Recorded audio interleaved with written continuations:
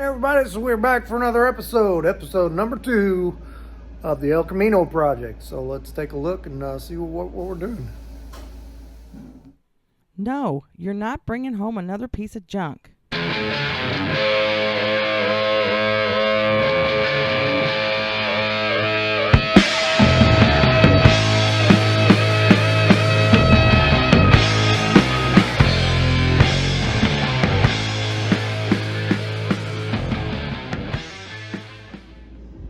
I was doing a little work on the wagon yesterday.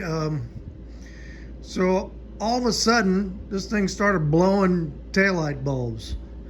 As soon as I turned the taillight switch on, blam, there go the fuse. So the last thing I did before it happened was mount that seat belt. And yep, you guessed it, I drilled right through my lighting harness when I did that. So I had to pull that apart and fix it, and we got that taken care of. Anyway, that's enough wagon stuff. We're over here on the El Camino. If you remember, if you watched the last video, so you know all this stuff is welded up. I've ground all this side down. I still need to do that. We'll kind of do that as we go along, but this is all looking good. And Joe, the owner, bought all brand new chrome for the bed trim. So he took a piece of that out there, laid it on here just to see what it looked like, and the body line was awesome. Everything is the gap is good, everything is straight, so we got this baby where it's supposed to be. Somebody on the last video commented you should put the tailgate on and check it before you go much further. Excellent suggestion. Exactly what we did. We put the tailgate on, and as you can see, my gap over here is real nice, and my gap over here is real nice. Everything latches good. So can't remember who made that suggestion, but thank you. That was a great suggestion. So here is what we are going to tackle first today. I was going to start back here today, but I think we're going to start with this part first. Let me get a few things out of here. But if you look at this panel, we got some pinholes going on here. And this has been sandblasted, so I'm a little torn on exactly how to fix it. I can't decide whether I want to cut this out and weld a new piece in there, or if I want to use some metal filler. So I've used this metal filler a lot, and I really like it. This is a body filler that's infused mostly with powdered aluminum, and this stuff is structural. You can drill through it and tap it when you're done with it. I like to use it on floors where you got little pinholes and stuff. We're probably going to do that over there. But yeah, the more I think about it, I think we probably just need to cut this piece out and just make another piece. So probably from here where the pinholes start to right there where the pinholes stop. So let me clean some of this up. We'll cut that piece out of there, and I got some sheet metal over there. We'll see if we can make a piece to look like that. Okay, so I changed my mind on this, and here's the reason why. I forgot you have this other panel. So there's a piece of angle iron goes, the inside of it's in here, and then it goes under like that and catches that that smuggler's box lid when you put it on there. So but then you've got this piece that goes like this, welds in there, and it covers all the way to here. So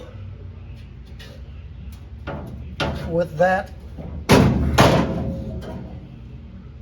with these few little pinholes here, and that was where, you know, moisture got trapped in there, I think we'll go ahead, we're going to spray this with some rust inhibitor. It's been sandblasted, but just to get a few of the stains. And then I'm going to mix up some of that metal filler, and we're going to put it along in here, and then we're going to take the we're gonna cut that piece of angle iron, and I'm gonna paint it with that weld through primer. We've got that, and then we'll weld this to that, and then this will cover the whole thing. So there's gonna be a couple. That metal filler will go through there, and then we'll be able to sand it on the other side, and it'll be supported on the back with this. So I think that is going to be fine. I'm not too worried about these.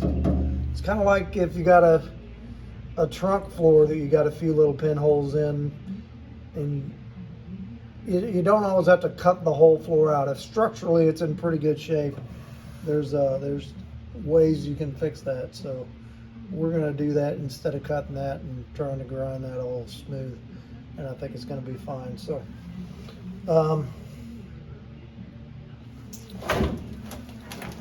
let me do a little bit of that, and I'm going to find that piece of angle iron and cut it to fit that, and then we'll kind of go from there. Okay, so we got our angle in there. I've got the weld through primer on it, and it is ready to start tacking in place.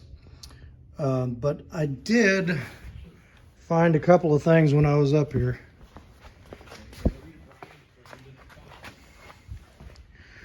Right here where I got this primer cleaned away. I don't know if you can see it. There's a few little pinholes there that go all the way through, and it looks like what happened was this back window seal was leaking. So we got a couple there.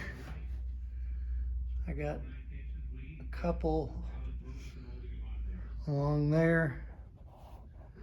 There's one. So we're gonna have to, I'm gonna have to clean that up real good and fix those, because we don't want water infiltrating this thing. And then one critical spot they kind of missed when they sandblasted this thing was, you get inside and you look back up under here, and they missed that. And there you can see those pinholes that go through. So we're gonna fix those. And I took the rust inhibitor and sprayed it all in here. So we should be in good shape there. Once that dries, we'll put some paint on it. But for now, this is clamped in and ready to go. So we're just gonna go along this thing and get it spot welded in, and then we'll go from there. But it's coming along good. Okay, so we've got the angle welded on there, and we've got all that ground down. On these pinholes, you can do this if you do it very delicately. If you've got metal that's some water has gotten on it and it's made some little pinholes in it, but it's like a little pit, but the metal around it is good. You can well, I'll turn my welder down to as lowest setting 1 and just dot it in there, and just able to really rebuild those little pitted areas. And so that worked out pretty good. And then treated, I've treated it a couple times with this rust proofing stuff. And then I mixed up some of this metal body filler, and you use about a golf ball size blob of that, and about 15 drops of hardener. And this stuff is some serious stuff. I've patched truck bed floors with this that had pitting in them, floor pans. It's really good on window edges that have some pits in them. You just got to really make sure you treat it and that the rust in there is gone. It's a good alternative to cutting that out if most of it is good. So the spots I did, I'm just going to go over them, and then we'll go over them on the outside.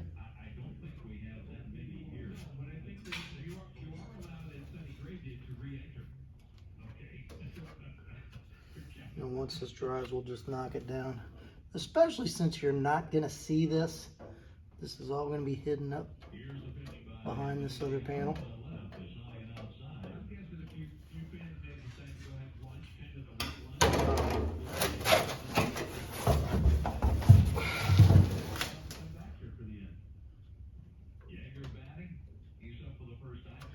Squish it in there good.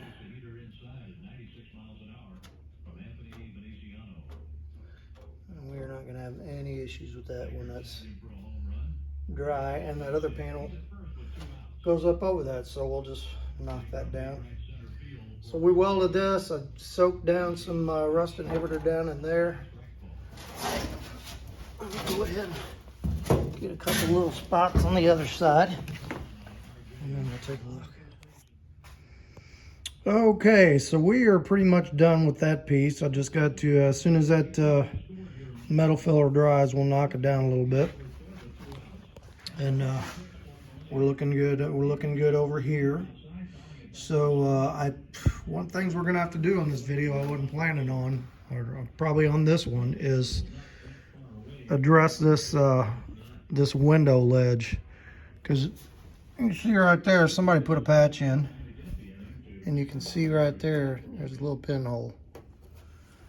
And there's just a couple of them around here, but I just want to knock all the rust off. We can get up in, you see that hole over there, we can get up in behind there and spray some rust inhibitor back up in the back side of that. We're going to do that on both sides. Boy, I don't think I can get up to the back side of this ledge, unfortunately. I don't know, maybe. Maybe down through the headliner. There's still some old headliner in there we're gonna have to dig out. We need to take these off. These are the trim that hold the headliner goes up behind this. So I think we may try taking those out and just see where can we spray that rust inhibitor back up in there. Just get everywhere we can. So I got those couple little spots. I got there's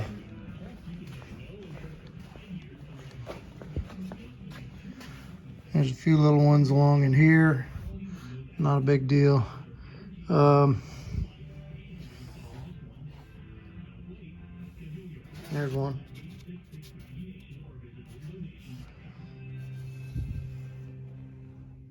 There's one right there. I can get to the back side of that, and so you can see somebody welded in here. They were starting to fix this rail, so we're just going to wire brush all of that epoxy primer off there and all that little surface rust, and make sure that we get down in there and get every bit of that we can and get it treated. And you know, there's still some old window sealer up in here. We'll get that off. Oh, there's one, and there's a tiny one. We'll get them.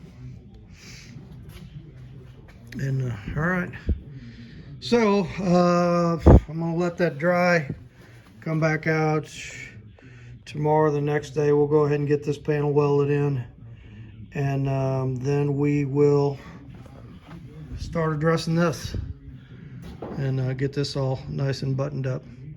Once that's buttoned up, we'll do the floor in here, see where we got some little bit of surface rust to wire brush up. There was a couple pinholes there, some epoxy primer on it. I had a little bit of metal filler left over. I just squished it down in there.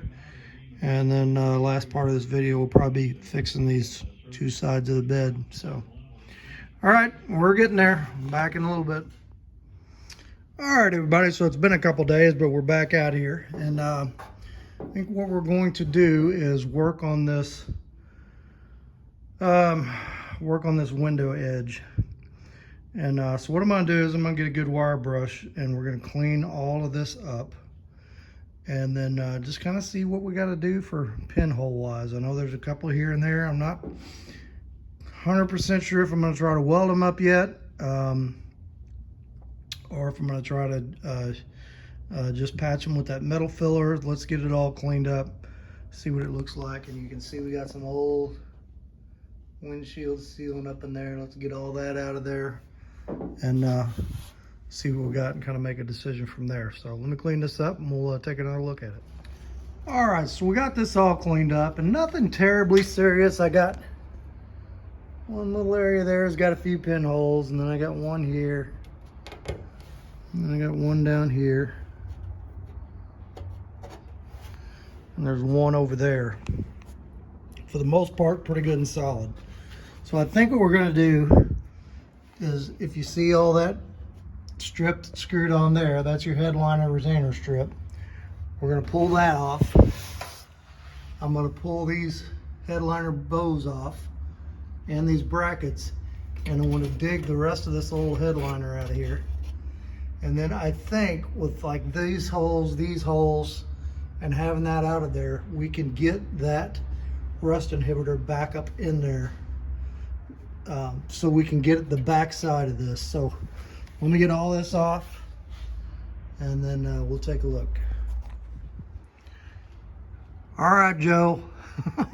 I love you, brother, but this part is miserable. So there's this,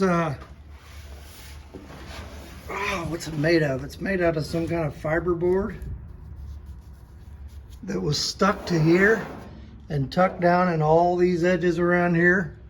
So I took all the headliner strips off, and I took the headliner bows out, and I've been trying to dig all of that, whatever that fiberboard is, out from these edges. And I've pretty well got it, but I mean, it just, you can get 2 fingers in there and it just crumbles. So we dug a bunch of it out, and then I took an air hose and went all up around in here, you know, just blowing down in these edges, getting all that. And this stuff is everywhere. This is the 4th time I vacuumed it. So I think when they sandblasted, they got a bunch of sand back up in there too. So I am going to take, I'm going to put a hat on and some goggles and a mask, and take a wire brush on my, right there, wire brush on my grinder. And we're going to hit this whole underside here, and then we're going to spray some rust inhibitor on it.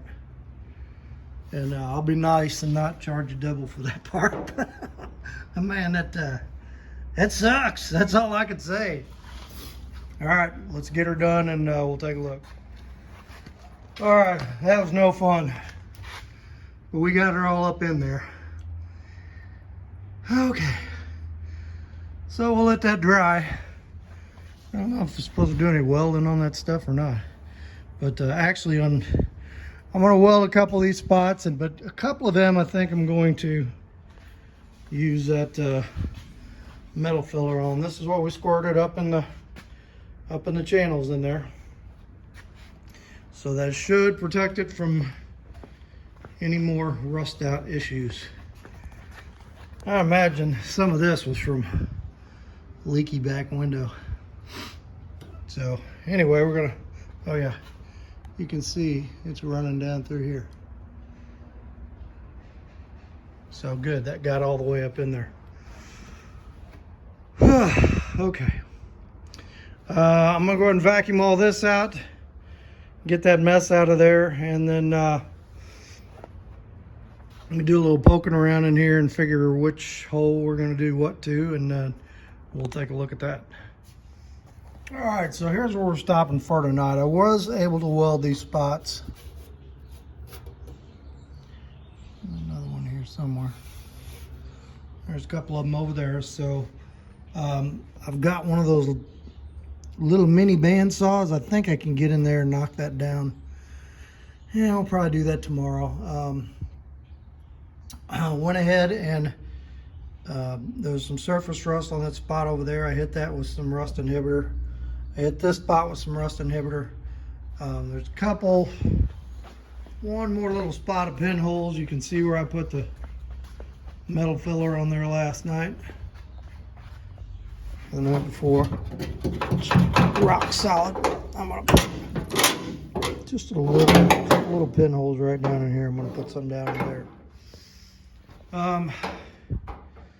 And then I put some 80 grit on my DA and just started knocking some of this surface rust off of here that was starting up. I want to get all that knocked off. I guess tomorrow, mix up a little metal filler, and we're gonna put a little dab right there, and I'm gonna put it up on the inside. There's just a few little pinners there, This all looks good up here, so I don't think we're gonna need any there after all. And so I'll try to get that done tomorrow. Made a little patch over there. We'll work grinding them welds down, and maybe we'll get that piece welded in. We'll see. This is kind of some of the slow, tedious stuff, but you got to do it, you know. And then I went ahead and sprayed the whole underside of this with that same rust inhibitor I sprayed down into the channels. It turns kind of a chalky white color. So we'll once that dries, we'll maybe take some Rust-Oleum or something and get up under there, because that's going to be under the headliner. You're not going to see it, so but we just want to protect it good. All right, so I guess that is going to be it for tonight, and we'll pick this back up tomorrow.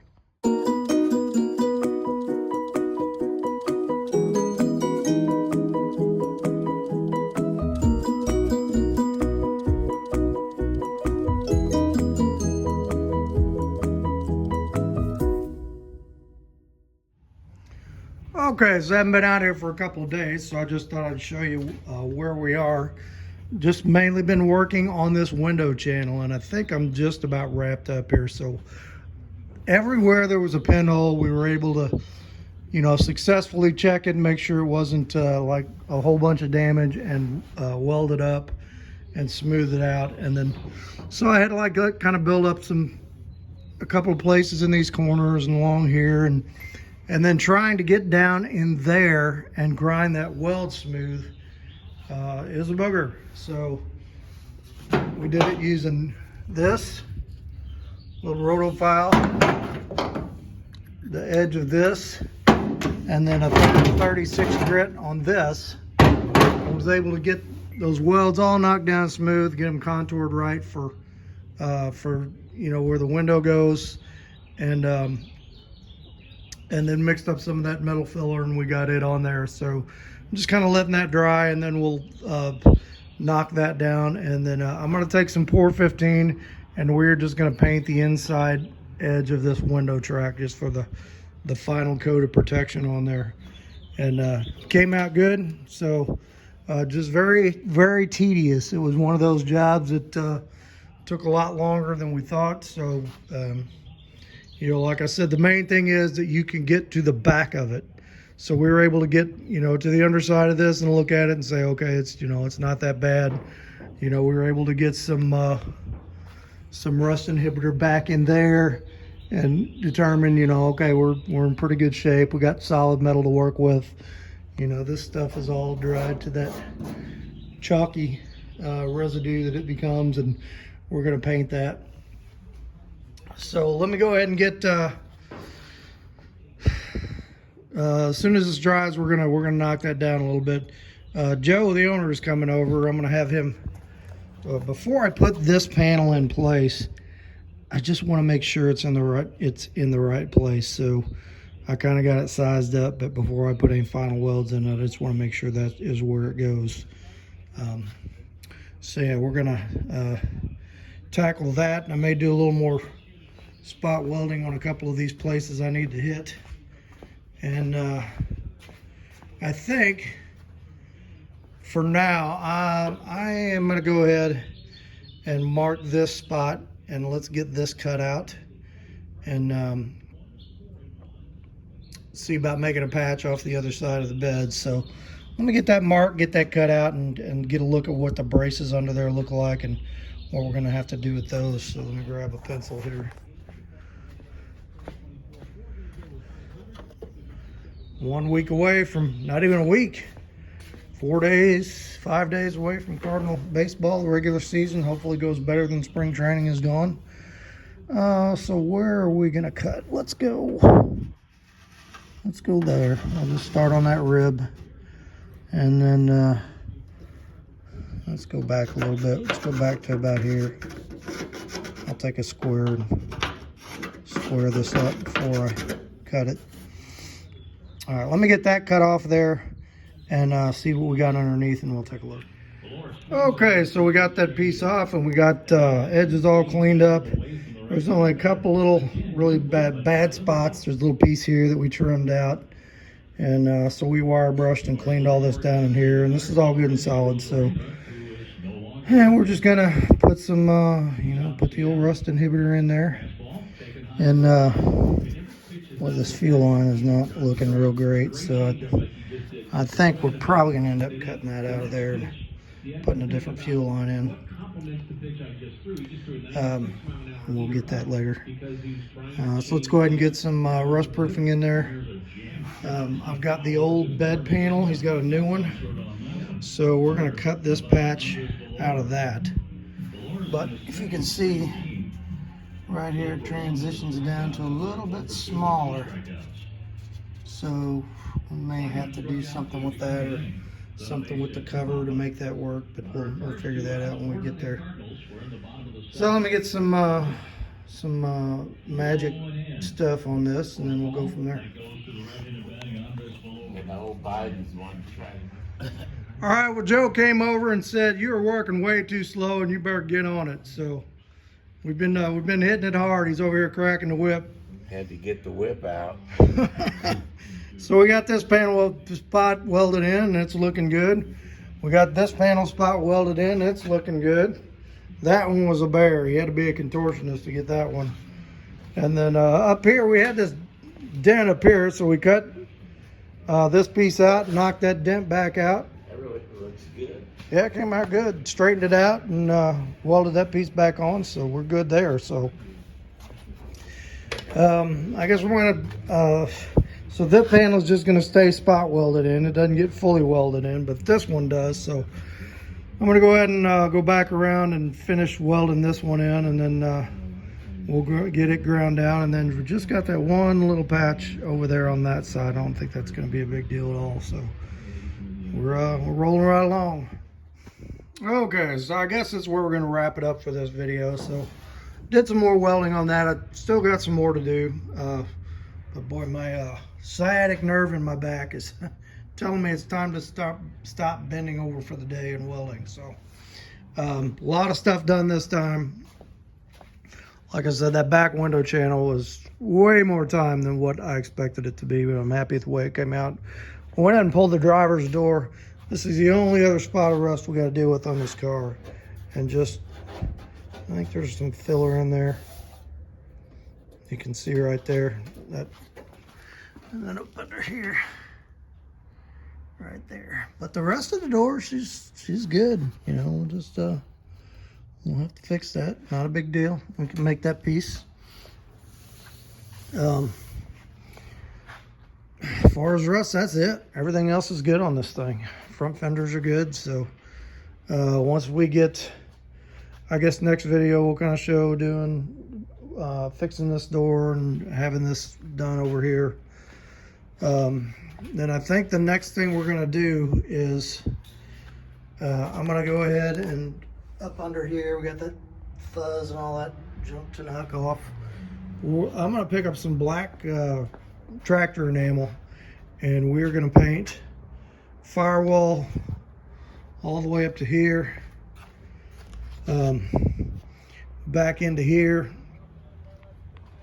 inside there, all these insides, top, up under the dash, floor, pretty much everything that's going to get covered with a panel that you're not going to see. So I like this Van Sickle tractor paint. I don't know if you can get it where you're at, but this stuff is really tough, and I get it at a farm and home store around here. So that's what we're going to paint that with. So maybe next video we show some of that. Don't know if we'll get that far or not, but all right, so let's get a word from the Lord, and we are going to call it on this one. Hey everybody, thanks for coming along on the video this week, and I think we got a lot done, a lot of little tedious stuff that it was hard to show a lot of detail on it as I was doing it, but you know, got to see the before and after. So I think we got some good stuff done. Joe's happy with it. He was not really over here pushing me, but he was over here just hanging out and just being a good buddy like he is. So anyway, for the message this week. So I had an issue come up this week. One of the ladies in our church, who is a good friend of my wife's and is in our Bible study class, fell really, really sick. She got some kind of stomach virus. Can't remember the name of it. And she got RSV on top of it. So she ended up in the hospital, very, very sick. Even worried to the point that, could this be fatal or not? Thankfully, she's starting to recover after a couple of days. C. diff was the other thing she had. Very bad virus or illness and very contagious. So, but I was really proud of my wife and a couple other women in our church, because they just jumped up and ministered to this woman. No questions asked. I mean, they spent so much time with her at the hospital because she didn't have anybody else with her. She's a divorced woman, and not only that, her entire house had to be deep cleaned because of this C. diff virus. They went over and did that. Took care of her cat. I mean, you name it, whatever she needed for 4 or 5 days. These women stepped up and did this, and it was not always the easiest and most convenient because they've got other things going, and they dropped a lot of things, and we're spending morning to night helping this lady out. And just really, really proud of my wife for doing that. And like I said, it was an inconvenient thing to do because it took up the whole day, but just shows what a godly heart her and these other women in the church have. And that's just something the Lord calls us to do, is to minister to others, to the sick and the suffering and the poor. And I just kind of looked up some Bible verses about it. And it says, serving God is one of the most important principles of the Christian faith, as believers are expected to help the church with a joyful spirit, love one another, pray for one another, encourage one another, help one another, counsel one another. The Bible teaches that serving God and others is not doing great things, not about always doing great things, but about doing small things with great love.